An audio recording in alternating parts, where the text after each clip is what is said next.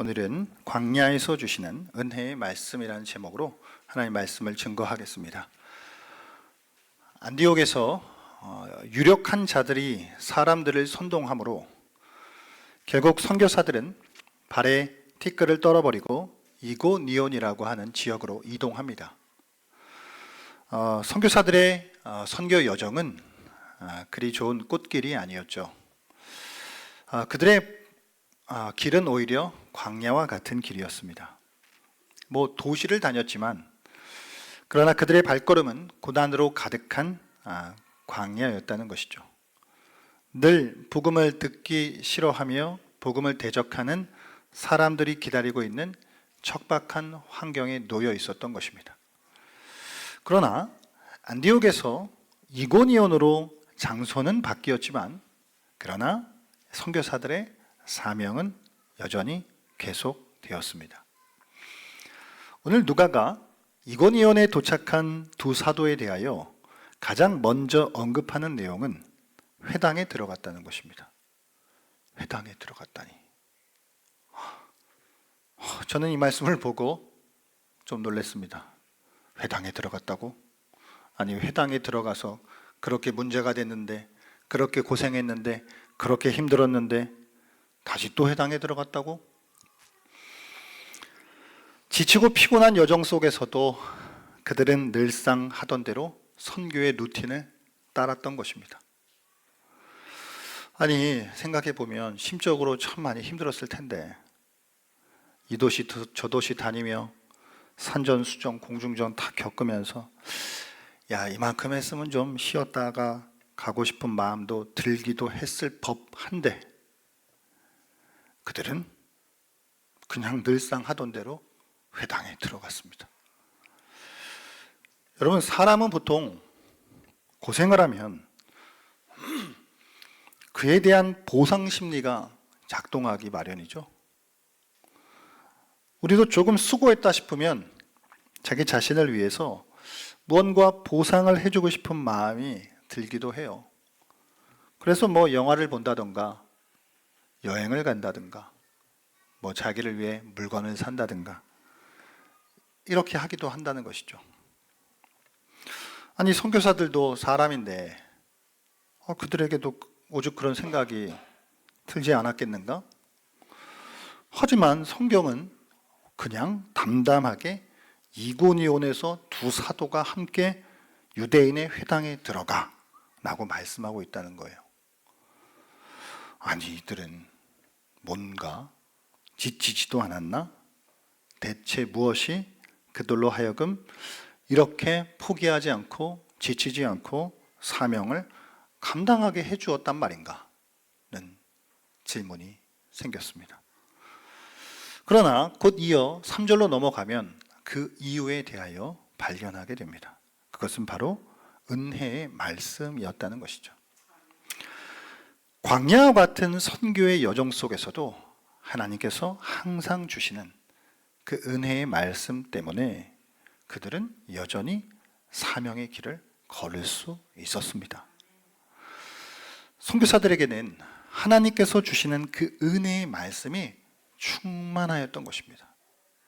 그것이 그들로 지치지 않고 장소는 바뀌었지만 여전히 사명 가운데 나아갈 수 있게 해준 비결이었다는 것이죠. 하나님께서 그 사도들의 사역 속에 끊임없이 은혜의 말씀을 부어주셨습니다. 그 은혜의 말씀을 주셔서 그 말씀을 선포하게 하실 뿐 아니라 하나님께서 또 친히 그 은혜의 말씀을 증언하시기도 했다는 거예요.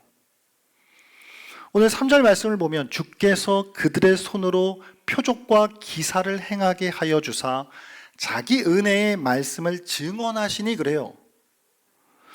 그러니까 표적과 기사를 허락하심으로 사도들이 전하는 그 말씀에 힘을 실어주셨다라고 하는 것입니다. 그 말씀이 옳음을, 진리임을 확증해 주셨다라고 하는 것입니다. 여러분, 이렇게 주께서 때마다 은혜의 말씀을 주시니 대적자들의 거친 공격과 수많은 오해를 받는 그 와중에도 그들은 잘 버틸 수 있었다는 것입니다. 여러분, 그렇기 때문에 중요한 건 은혜의 말씀이에요.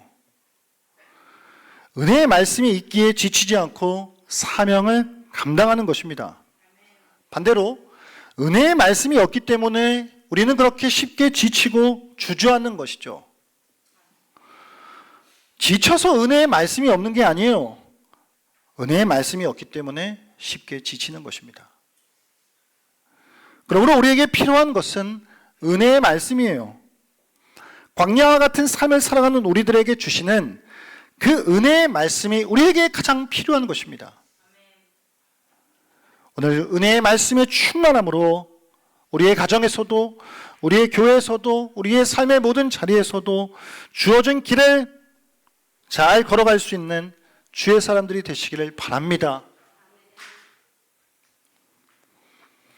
오늘 누가는 두 사도가 이고니온에서 전한 말씀에 대해서 자세하게 기록하고 있지 않아요.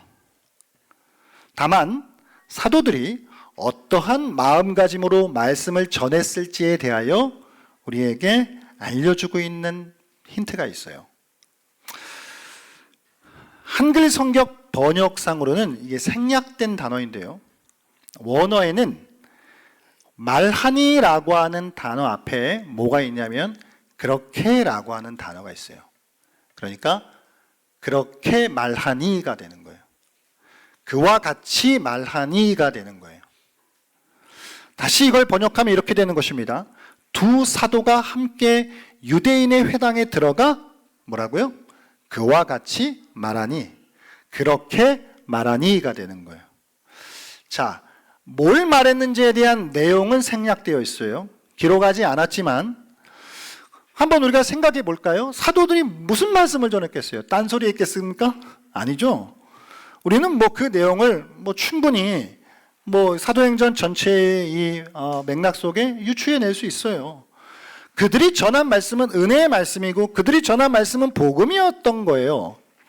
하나님께서 하신 일, 우리의 인간의 죄된 상태, 온 세상에 임한 하나님의 나라와 통치, 그것이 사도들이 전한 내용이 분명했을 거예요.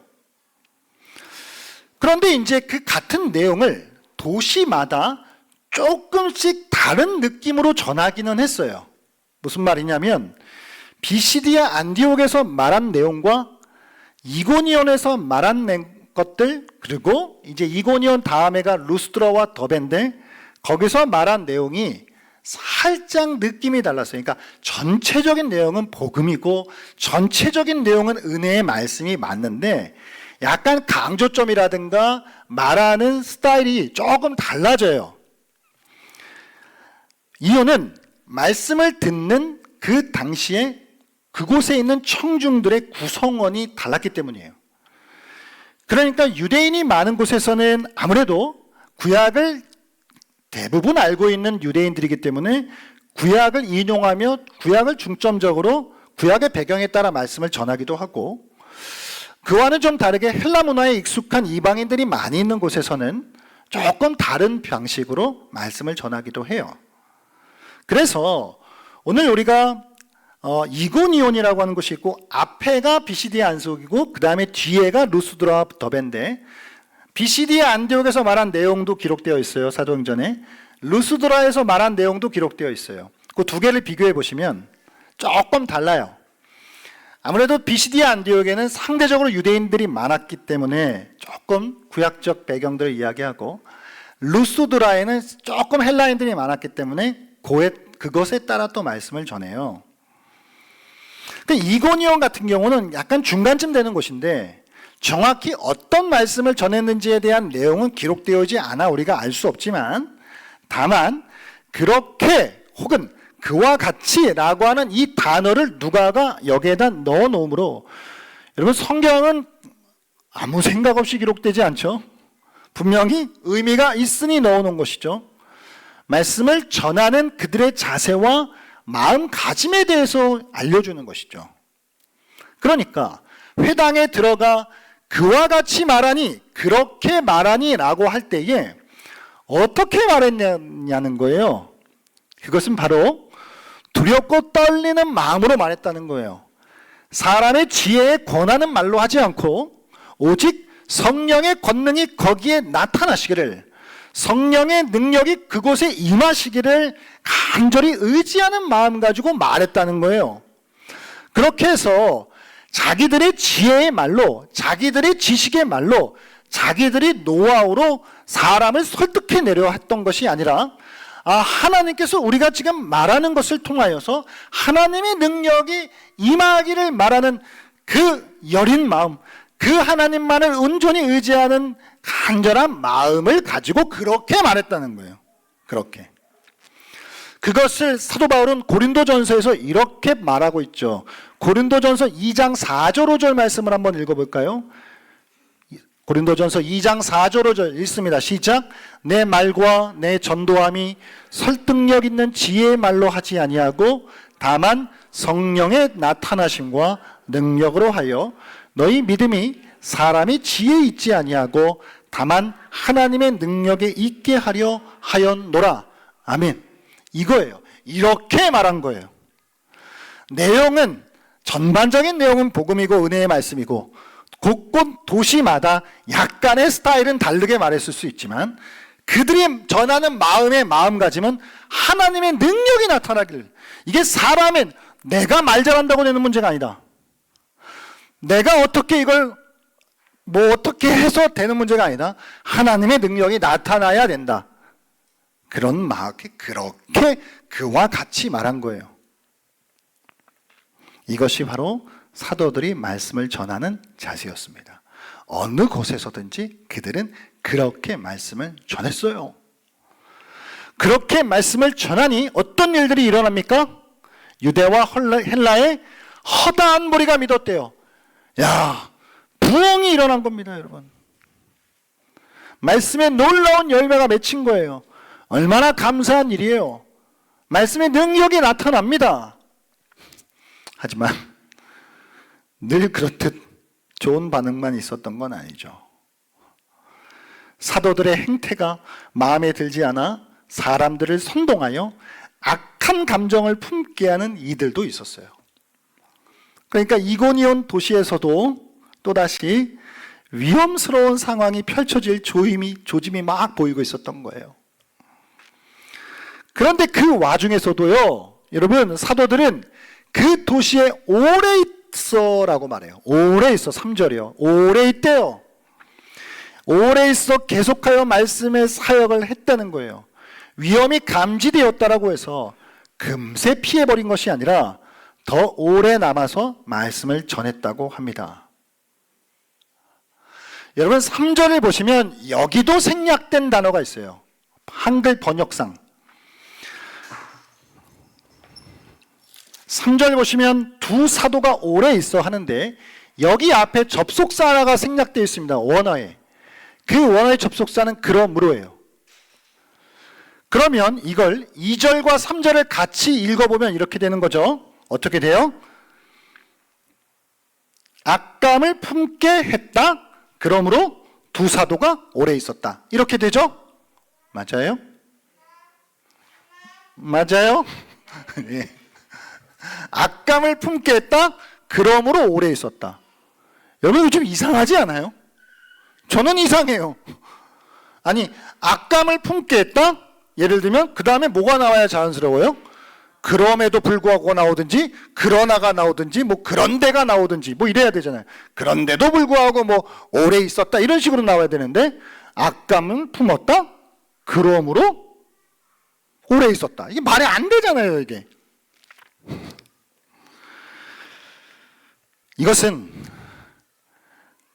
이고니온에서도 악감을 품는, 그래서 사도들을 위협하는 움직임이 있었지만 여러분, 유대와 헬라의 허다한 무리가 믿는 일도 있었어요. 사도들은 이것을 본 것이죠. 단지 자신들이 처한 위험한 상황에 무게를 두지 않고 그 와중에도 허다한 무리를 믿게 하시는 하나님의 역사하심의 무게를 둔 거예요. 하나님께서, 그러니까 이렇게 되는 것입니다. 하나님께서 유대와 헬라의 허다한 무리를 믿게 하셨다. 그러므로 그들은 오래 있어 라고 되는 것이죠. 여러분, 우리가 어디에 우리의 기준을 삼아야 하나요? 무언가를 선택할 때 내가 오래 있을 것인지 내가 나갈 것인지, 내가 어느 타이밍에 무언가를 선택할 때 우리의 기준은 무엇이 되어야 하나요?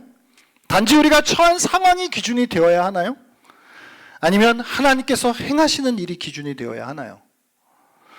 오늘 사도들은 그들의 행방을 결정하는 것에 있어서 악감을 품은 도시의 지금 험한 분위기가 그들의 기준이 된 것이 아니라 하나님께서 일하시는 것이 그들의 기준이 되었다는 거예요. 그래서 오래 있었던 거예요. 버텼다고요. 우리의 모든 결정의 기준은 우리가 단지 처한 상황이 아니라 하나님께서 일하시는 것이 기준이 되어야 할 줄로 믿습니다. 여러분, 믿는 자들도 있고 악감을 품는 자들도 있던 정도에서, 그렇게 험한 분위기가 있었던 정도에서 상황이 점점 악화가 되어져 이제는 도시 전체가 분열되게 되었다 그래요. 오늘 4절에 보니까 그 시내의 무리가 나뉘어 그러거든요. 그러니까 사도들을 반대하는 유대인을 따르는 무리와 또 두 사도를 중심으로 한 선교팀들을 따르는 무리가 나뉘어졌다는 거예요. 도시 안에 분열이 발생했습니다. 그 시내 무리가 완전히 둘로 나뉘어 버렸다는 거예요. 여러분, 이렇게 복음은 때로는 연합시키기도 하지만 때로는 나누기도 한다는 거예요. 여러분, 어떤 이들은 악한 중상모략을 믿어 유대 사람들의 편이 되기도 하지만 한편으로 어떤 사람들은 사도들의 말을 믿어 사도들의 편이 되기도 한다는 거예요.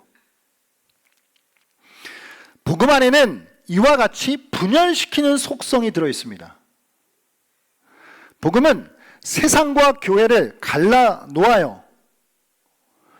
여러분, 우리가 잘 기억하셔야 됩니다. 세상인지 교회인지 구분이 안 된다면 그곳에는 복음이 없다는 이야기예요. 복음은 그 특성상 무엇인가를 갈라놓는다는 것이죠. 그래서 주님께서도 이렇게 말씀하십니다. 내가 세상에 화평을 주러 온 줄로 생각하지 말라. 화평이 아니요 검을 주러 왔노라 라고 말이죠.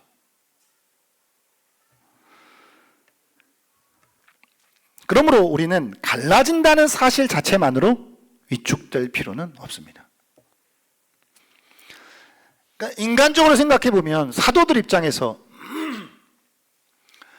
이렇게 그들을 평가하는 사람들도 있었겠죠. 아니, 갑자기 어디서 굴러온 고상한 표현을 써야 되겠네. 그들의 표현이라면 어디서 굴러온 잡것들이 이 도시를 이렇게 갈라놓냐, 뭐 이렇게 했을 수 있죠. 그러면 그런 말을 들으면 마음이 위축될 수 있죠. 아, 괜히 우리 때문에 도시를 시끄럽게 했나? 이렇게 생각할 수 있죠. 그러나 갈라진다는 사실 자체만으로 위축될 필요가 없다는 것이죠. 왜냐하면 분열이라는 현상 자체가 나쁜 것은 아니기 때문이에요. 분열되면 그저 나쁜 거고 하나 되면 무조건 좋은 것이다라고 하는 거짓에 속지 않아야 합니다. 때로는 복음 때문에 분열되는 것을 감내해야 될 때가 있어요.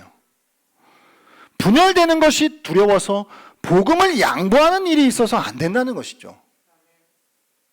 예를 들면 우리는 믿지 않는 가족들 사이에서 그죠? 갈등을 만들고 싶지 않아? 괜히 긁어부스럼 만들기 싫어서 복음을 감추고 복음을 드러내지 않을 때가 있어요. 물론 쓸데없이 문제를 만들 필요는 없지만 그렇다고 해서 복음을 애써 감출 필요도 없지요. 그러므로 우리는 뱀처럼 지혜로워야겠지만 또한 우리는 비둘기처럼 순결해야 합니다. 분열되거나 연합하는 문제가 복음이 감추어지고 복음이 양보되는 문제보다 더 큰 가치가 아니라는 거예요. 우리는 상황에 따라 복음을 위해서 부딪히기도 해야 하고 우리는 상황에 따라 복음을 위해서 싸워야 될 때도 있고 복음 때문에 분열되는 일도 있어요. 그렇다고 가는 곳곳마다 문제를 일으키는 트러블 메이커가 되라는 말이 아니죠.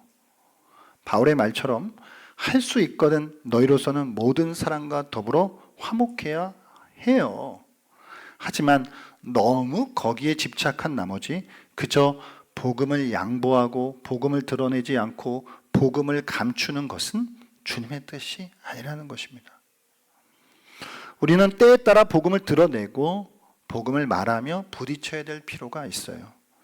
그로 인해 갑자기 분위기가 쌓이지고 서로의 마음이 나뉘어진다 할지라도 어쩔 때 우리는 그것을 감수해야 될 때도 있습니다. 복음 안에는 연합시키는 속성과 더불어 분열시키는 속성이 있음을 잊지 맙시다. 도시가 분열되고요. 사람들은 조금씩 점점 더 거칠어지고 폭력적으로 변해갔어요. 그냥 이제는 악한 감정을 품는 수준에 머물지 않고 돌을 들고 사도들을 죽이려고 하는 폭력 사태가 일어나기 일보 직전인 지경까지 이르렀다는 것입니다. 이에 사도들은 더 이상 그곳에 머물지 않고 도시를 떠나요. 그리하여 다음 선교지인 루스드라와 더베로 이동합니다. 여러분, 오늘 본문은 우리에게 균형을 막 알려줘요. 그러니까 오래 있어야 될 때가 있고 도망가야 될 때가 있어요. 무조건 버티는 게 능사가 아니다. 피할 때는 피할 줄도 알아야 된다. 계속하여 오래 머물러서 맞아 죽었을 수도 있어요. 하지만 사도들은 그런 무모한 선택을 하지 않습니다. 물론 다음번 도시였던 루스드라에서는 어떤 일이 벌어져요? 진짜 돌에 맞아 거의 죽어요. 거의 죽거든요. 그런데 사도들은 항상 피한 것만도 아니고 항상 버틴 것만도 아니에요. 그죠? 자신들에게 주어진 상황에 따라 주께서 인도하시는 대로 따라간 거예요. 은혜의 말씀이 지금 우리를 어떻게 인도하시는지 그것에 민감하게 귀 기울이며 반응하며 따라갔다고요. 그냥 나의 혈기, 나의 객기 죽으면 죽지 라고 하는 식으로 한 것이 아니라 주께서 인도하시는 대로 귀 기울이며 은혜의 말씀이 어떻게 흘러가는지를 따라서 그렇게 갔다는 거예요. 그래서 지금은 오래 있어야 될 때다. 지금은 나가야 될 때다 라고 하는 것을 때에 따라 결정하며 나아갔다라고 하는 것이죠. 우리에게도 때로는 버텨야 될 때가 있는 것이고 때로는 피해야 될 때가 있는 것이죠. 언제가 언제인지 알 수 없지만 그러나 우리 안에 있는 은혜의 말씀의 충만함으로 그때그때 인도하신 대로 나아가야 합니다. 여러분, 이게 목회를 하다 보면은 때로는 지칠 때가 있죠. 힘이 빠질 때가 있고 허탈할 때가 있고 그렇지 않습니까? 근데 이건 목회만이 아니죠. 여러분들께서 교회에 사역을 하신다거나 여러분들의 삶을 살아가시는 모든 과정 가운데에도 지치실 때가 있죠. 힘이 빠지실 때가 있고 낙심되실 때가 있고. 그러나 핵심은 우리에게 주어진 환경이 아니라는 것입니다. 핵심은 은혜의 말씀이라는 것입니다. 지난 월요일 영화를 한 편 보았습니다. 저희 아내가 도통 그런 얘기는 안 하는데 영화를 보고 싶대요. 보고 싶다 그러면 가야 돼요. 거의 한 5년, 10년 만에 이야기한 것 같습니다. 신의 악단이라는 영화래요. 그게 뭔데? 일단 가자. 그래서 갔는데 이 영화가 뭐냐면 제가 이제 스포가 되지 않는 수준에서만 말씀드리면 북한의 그리스도인들에 대한 이야기예요. 신의 악단, 찬양하는 악단, 우리 찬양팀. 한 북한 탈북민이 겪었던 실화를 바탕으로 이제 좀 각색해서 만든 영화입니다. 그러니까 북한이 대북 제재로 돈줄이 막힌 상황에서 국제사회로부터 한 2억 달러인가요? 그 지원을 얻기 위해서 마지막 남은 방법이 하나 있었는데 거기에 교회를 세우고 주민들을 자유롭게 신앙생활을 하게 해주면 지원해 준다는 조건이었어요. 그래갖고 가짜 악단을 가짜 찬양팀을 만든 거예요. 가짜 교회를 만들고. 그래갖고 이제 보위부가 당의 명령을 받아가지고 어디서 악단 하나 잡아와서 야 니들 앞으로 나만 비디오 보여주면서 얘네보다 더 리얼하게 찬양해. 이렇게 된 거예요. 그러다가 그 가짜의 쇼가 결국에는 진짜의 신앙으로 변화되어져 가는 이 과정들에 대한 이야기입니다. 거기서 이제 얘기하면 안 되는데 이게 그 광야를 지나면 이건 뭐 거의 나와 있는 거니까 그런 이제 찬양을 해요. 그들이 정말 광야예요. 그냥 광야 같은 게 아니라 그냥 광야잖아요. 그 북녘 땅이 지금 그 눈보라가 치는 그 광야에서 그 찬양을 이제 부르는데, 그들이 그렇게 하나님 앞에 순수한 신앙을 이루어갈 수 있는, 지탱할 수 있는 힘이 무엇인가라고 할 때 결국은 은혜의 말씀이었다라고 하는 거예요. 아니 정말 누가 볼까? 불빛이라도 새어나갈까? 촛불 하나 어떻게 켜가지고 그 와중에 이 말씀을 애지중지하며 입을 뒤집어쓰고 말씀을 읽어나가요. 그렇게 신앙, 복음 때문에 잡혀가고 처형당하는 그 척박한 북녘 땅의 이 환경 속에서 그 숨은 그리스도인들이 그렇게 자신들의 신앙을 지켜가더라는 거예요. 그러면서 그렇게 하나님을 찬양해요. 그 신의 악단을 보면서 부끄러워서 많이 울었습니다. 내가 배가 너무 불렀구나. 그냥 배가 나온 수준이 아니라 진짜 이게 배가 불렀구나 내가.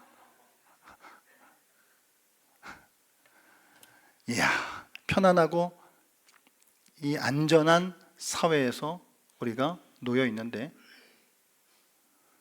이 말씀 이거 내가 저렇게 간절하게 보았나? 어쩌면 목회가 힘들고 우리의 삶이 힘들다라고 하고 지치고 낙심하는 그런 우리의 모든 상황이 어쩌면 지쳐서 말씀이 없던 게 아니라 말씀이 없어서 지쳤던 것은 아닌가? 정말 문제의 본질이 어디에 있었던가? 제가 여쭙습니다. 우리 중 여기 계신 분들 중 북한보다 더 힘든 상황 속에 계신 분 계세요?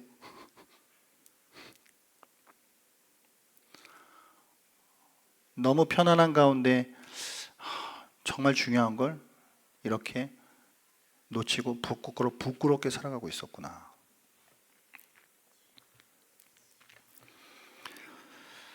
여러분, 결국은 핵심은 환경이 아니었다라고 하는 것입니다.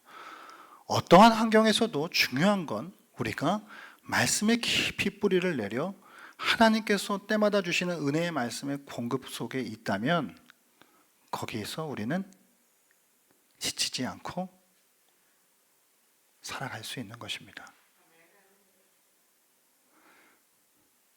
지쳤기 때문에, 진짜 분주하기 때문에 말씀이 없는 게 아니라 말씀이 없으니까, 은혜의 말씀이 없어서 그렇게 지치고 은혜의 말씀이 없어서 그렇게 분주한 것입니다.